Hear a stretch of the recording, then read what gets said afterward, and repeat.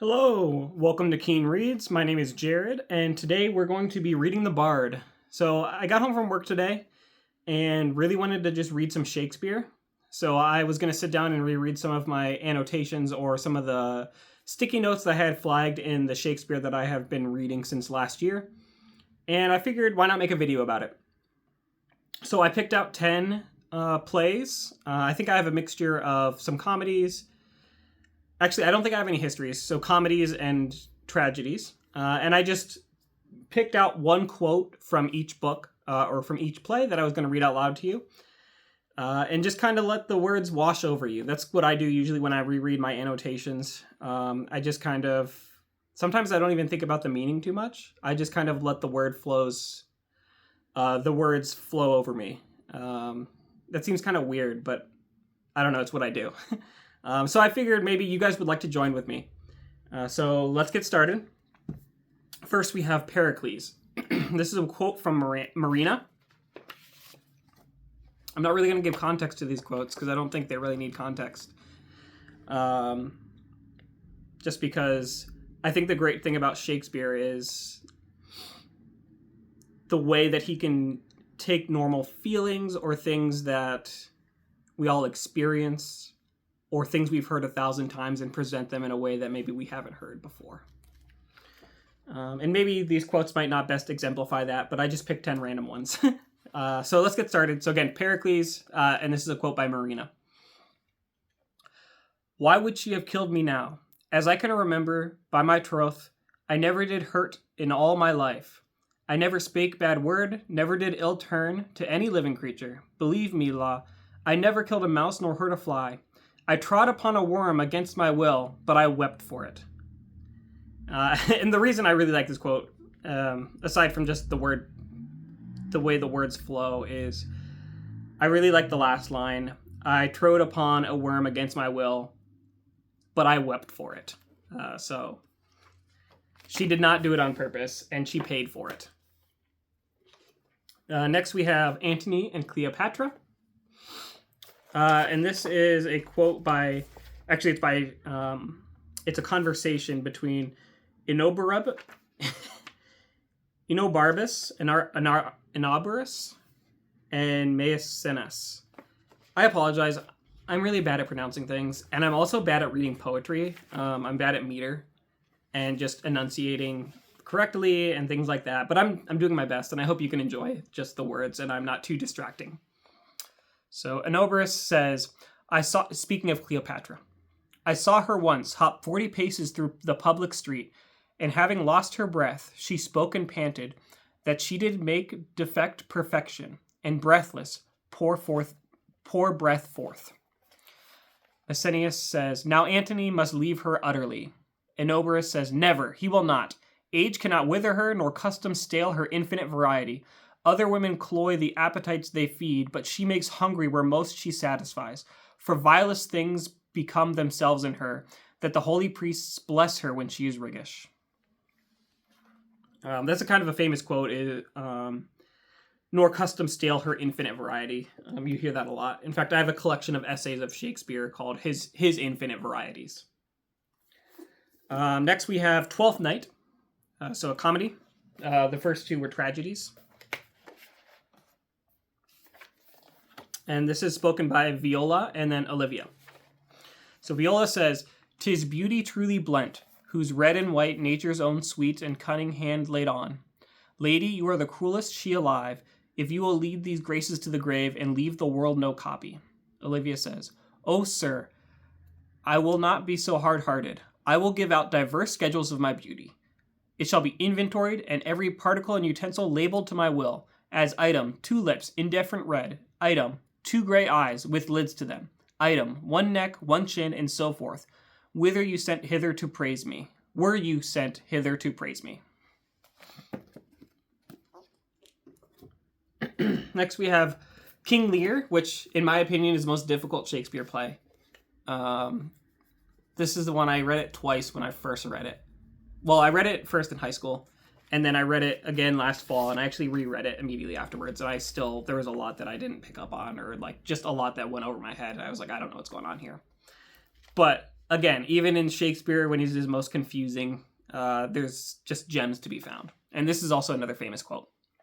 So this is by King Lear himself. It may be so, my lord. Here, nature here, dear goddess here. Suspend thy purpose if thou didst intend to make this creature fruitful. Into her womb convey sterility. Dry up in her the organs of increase. And from her derogate body never spring a babe to honor her. If she must teem, create her child of spleen, that it may live and be a thwarted, disnatured torment to her. Let it stamp wrinkles in her brow of youth, and cadent tears fret channels in her cheeks. Turn all her mother's pains and benefits to laughter and contempt, that she may feel how sharper than a serpent's tooth it is to have a thankless child. Away, away. The last line there being, how sharper than a serpent's tooth it is to have a thankless child, is well known. Next we have All's Well That Ends Well. This is a quote by Lord G. I get a lot of the comedy's plots confused, so I couldn't tell you the context for this quote if I wanted to. But again, even outside of context, Shakespeare's beautiful. The web of our life is of a mingled yarn, good and ill together. Our virtues would be proud if our faults whipped them not, and our crimes would despair if they were not cherished by our virtues.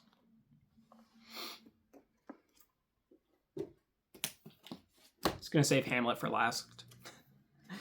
So next is Much Ado About Nothing. All of these are the Arden Shakespeare third editions, which I was just trying to be uniform when I read through the entire works of Shakespeare, so I figured I would get all the Arden third editions. I don't have them all yet, but I've read probably about 30 of the 43 of them, I think. So this is Leonardo at first talking to Beatrice. So Leonardo says, well, niece, I hope to see you one day fitted with a husband. Beatrice says, not till God make men of some other metal than earth. Would it not grieve a woman to be overmastered with a piece of valiant dust? To make an account of her life to a clod of wayward marl? No, uncle, I'll none. Adam's sons are my brethren, and truly I hold it a sin to match in my kindred. Shakespeare has some really great female characters, and Beatrice is one of them. Macbeth, I think I picked another famous one from this one. I definitely picked, actually the ones that we all have left are all pretty famous quotes. So this is Macbeth speaking. She should have died hereafter. There would have been a time for such a world. Let me start over. She should have died hereafter. There would have been a time for such a word. Tomorrow and tomorrow and tomorrow creeps in this petty pace from day to day to the last syllable of recorded time. And all our yesterdays have lighted fools the way to dusky death. Out, out, brief candle. Life's but a walking shadow, a poor player, that struts and frets his hour upon the stage and then is heard no more. It is a tale told by an idiot, full of sound and fury, signifying nothing. I wonder if that's where Faulkner got his title, The Sound and the Fury, from. That's another thing, as I've been reading through Shakespeare, is how many lines are from, or how many book titles are from lines of Shakespeare. Another one that I saw when I was flipping through the pages was The Moon is Down. I think that's also from Macbeth, so Steinbeck. This is from The Tempest, which is probably my favorite Shakespeare play that I've read so far. And this is near the end, and this is a quote by Prospero. You do look, my son, in a moved sort, as if you were dismayed. Be cheerful, sir. Our revels now are ended. These are actors, as I foretold you, were all spirits and are melted into air, into thin air. And, like the baseless fabric of this vision, the cloud-capped towers, the gorgeous palaces, the solemn temples, the great globe itself, yea, all which it inherit shall dissolve, and like this insubstantial pageant faded, leave not a rack behind. We are such stuff as dreams are made on, and our little life is rounded with a sleep. Sir, I am vexed. Bear with my weakness. My old brain is troubled. Be not disturbed with my infirmity.